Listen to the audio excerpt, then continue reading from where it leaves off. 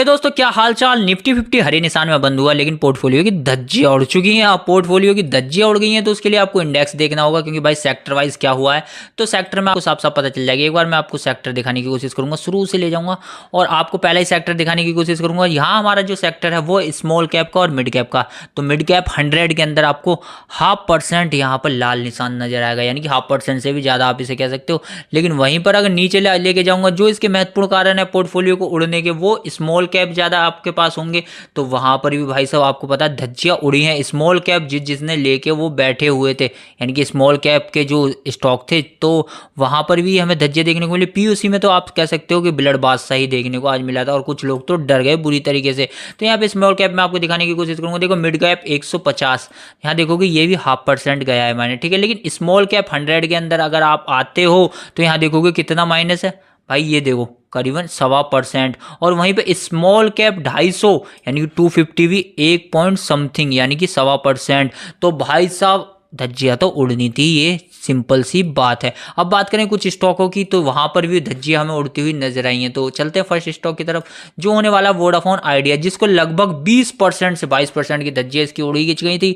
फिलहाल आपको 19% ये नजर भी आ रहा होगा। अब इसके अंदर हुआ क्या है, तो भाई इसकी बिक वाली हुई है धुआंधार तरीके से। जी हाँ दोस्तों, ऐसा मैं क्यों कह रहा हूं कि अगर मैंने आपको इसका एक बार ही आपको मैंने इसका क्या दिखा दिया, यहां पे देखोगे वॉल्यूम जो कितना है 250 करोड़। हालांकि मेरे मोबाइल में तो 214 करोड़ का वॉल्यूम दिखा रहा था, 35% की डिलीवरी। तो समझ सकते हो यार बिक वाली धुआंधार तरीके से हुई है। और इसको ना एक तरीके से सेल करने के लिए भी, जी हाँ दोस्तों, लोगों ने सेल करने के लिए भी बोल दिया है। जैसे यहाँ पे मैं आपको दिखाता हूँ, यहाँ पे वोडाफोन आइडिया 20% का गिरा है और गिरने के बाद ये रोस्ट था इसके लिए, यानी कि इसके लिए वर्स्ट था ये सबसे अब तक का, जहां पर इसने 20% को गिरा है। क्यों गिरा है, क्योंकि भाई सुप्रीम कोर्ट ने रिजेक्ट कर दिया इसकी जो अपील यानी कि याचिका दी थी, पीले दी थी। कहा था कि भाई आप एजीआर को ना, मतलब इसने कहा सुप्रीम कोर्ट से एजीआर को जाके ना दोबारा रिबाइन करो, हमारा जो टैक्स है वो शायद ज्यादा जा रहा है। तो उसने डायरेक्ट ही मना कर दिया सुप्रीम कोर्ट ने, जिस वजह से भाई साहब यहाँ पे वैसे ही ये कमाई नहीं कर पा रही थी कंपनी, और अब से भाई सरकार ने भी मना कर डाली कि हम नहीं कर रहे अब तुम्हारा एजीआर को दोबारा से, यानी कि। तो समझ सकते हो भाई 20% गिरा है, तो कल भी रैली में काफी ज्यादा गिरावट के चांसेस दोबारा से बनते हुए नजर आ रहे हैं। वहीं बात करूं नेक्स्ट न्यूज जो निकल गई पावर ग्रिड की तरफ से, जहां पर पूरा मार्केट लाल निशान में था, वहीं पर ये थोड़ा हरे निशान में क्लोजिंग दे गया। और इसके लिए गुड न्यूज भी निकल के आई है ब्रोकर की तरफ से, और वो ब्रोकर भाई ग्लोबल है। तो ये ग्लोबल जो ब्रोकर है, तो मैं आपको इसकी न्यूज एक बार दिखा देता हूँ, ठीक है। तो ये रहा वो ब्रोकर जिसने पावर ग्रिड पावर ग्रिड को राइज करने के लिए क्या किसने कहा है, जेफरी ने, और कहा है कि इसे बाई करें अप टू 17%, क्योंकि वो क्या करता है अपसाइड सीन, यानी कि 17% ऊपर इसे देख रहा है, जिसके लिए एक टारगेट भी दिया 390 का। हालांकि अभी तो 30-35 यानी कि 330-35 चल रहा है। तो जहां पर मार्केट में नेगेटिव फैली है, तो यहाँ पर थोड़ा सा पॉजिटिव रिस्पॉन्स इस स्टॉक के लिए आया भी है। तो आपको अगर बाय करना है तो स्टडी करके बाय करना, किसी ब्रोकर के ऊपर ना जाए, क्योंकि ये तो डाउनग्रेड अपग्रेड करते ही रहते हैं दोस्तों। बात करेंगे पीएसयू स्टॉक की, जहां पर पावर ग्रिड तो आपको पता है अभी हरे निशान में मैंने बताया, लेकिन ये भी लाल निशान में था, ठीक है। पीएफसी भी लाल निशान में था, इंडियन रेलवे भी, और एआईसी भी, एनएचपी भी, ऑयल इंडिया भी, नेशनल मिनिस्ट्री भी। जी हाँ दोस्तों, यानी कि पीएसयू के ज्यादातर स्टॉक आज भाई साहब हमें लाल निशान में देखने को मिले, जिन्हें देखने के बाद लगा कि वाकई में ब्लड बात आ चुका है पीएसयू स्टॉक में। तो ऐसा ही लग रहा था। अगर मैं आपको एक दो स्टॉक दिखाने की कोशिश करूं, जैसे कि पीएफसी दिखा दूं, तो यहाँ पे मैं आपको दिखाऊं, ये पीएफसी आप देखोगे तो शुरू में देख रहे हो ये कहाँ था, यहाँ 497 था, लेकिन कहाँ तक गया है ये सोच रहे हो, 465 तक गया है। हालांकि इसने क्लोजिंग है वो 480-82 पे आके वापस दे दी। वहीं पर एक और शेयर था जो आरएसी है, तो आरएसी भी आप देखोगे तो भाई ये भी करीबन आप कहोगे 6% तक नीचे पहुंच चुका था, 512-510 पे ये गया था। हालांकि इसने 529-33 पे आके क्लोजिंग दी है, तो ये ठीक ठाक रहा। लेकिन हाँ भाई अच्छी खासी गिरावट तो हमें सारे पीएसयू में ही देखने को मिली। तो अब क्या करें, तो भाई मैं आपको बता दूं मार्केट के जो दो रूप चल रहे हैं ना, मैं बता रहा हूँ अंदर कुछ और बाहर कुछ और, तो इसी वजह से चल रहे हैं, ताकि इस रिटेलर अपना माल सस्ते में बेचें और बड़े खिलाड़ी आके इन्हें भर लें भाई साहब झोली के अंदर।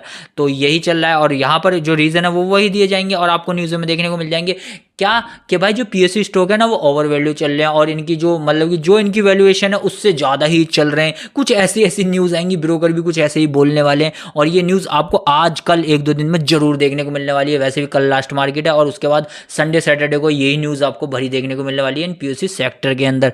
तो आप अपना दिमाग लगाइए और स्टडी कीजिए। कंपनी आपने अच्छी सेलेक्ट की थी तो याद रखिए वो कंपनी अच्छी है दोस्तों। बात करूं ओला इलेक्ट्रिक की, जहां पर आज भी हमें 4% की मंदी देखने को मिली। हालांकि आपको पता है मार्केट डाउन था, तो भाई यहां पर क्या ही कुछ नया हो जाता। तो हालांकि इसको जो है वो न्यूज़ में ही आता रहता है, तब ये थोड़ा सा हमें जंप मारता हुआ नजर आ जाता है। हालांकि आप तो जानते हो कि अपना हाई भी मार चुका है 157 रुपये के आसपास में, अगर दिखाने की कोशिश करूँ। हाँ 157 का 146 तो यहाँ खैर दिखाई रहा है।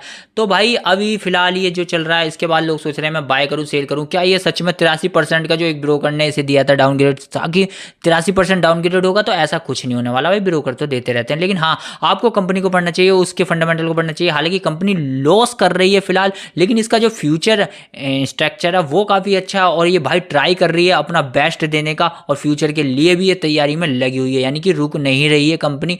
और इन लॉस को ये कवर कर सकती है, जिसके 50-50 पूरे चांसेस बने हुए हैं इन फ्यूचर।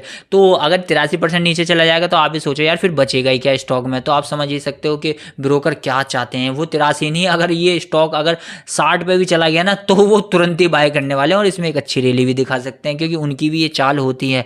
तो आप समझ सकते हो। बाकी तो कंपनी तो मैं बता ही चुका हूँ, इसको स्टडी करें। बाकी लॉस में चल रही है तो रिकवर करने के लिए भी तैयार है। तो यही थे वो स्टॉक जिनकी न्यूज़ निकल गई है। और आपको तो पता है मार्केट फिलहाल कैसा चल रहा है, जहाँ पर काफ़ी ज़्यादा नेगेटिव फैली हुई है, और यहाँ पर ऑल टाइम हाई पे निफ्टी 50 चलने के बाद ही पोर्टफोलियो हमारे डाउन जा रहे हैं। तो इसमें मैं बता ही चुका हूँ, इसके बारे में पूरी आपको इन्फॉर्मेशन दे चुका हूँ कि दो फेस मार्केट में चल रहे हैं, एक रिटेलर का फेस और दूसरा फेस किसका चल रहा है, बड़े यानी कि बिग बुल्स का, जो इसे डाउन कर रहे हैं। देन उसके बाद क्या होने वाला है वो तो आप समझदारी हो। मिलता हूँ नेक्स्ट वीडियो में, जब तक के लिए बाय बाय।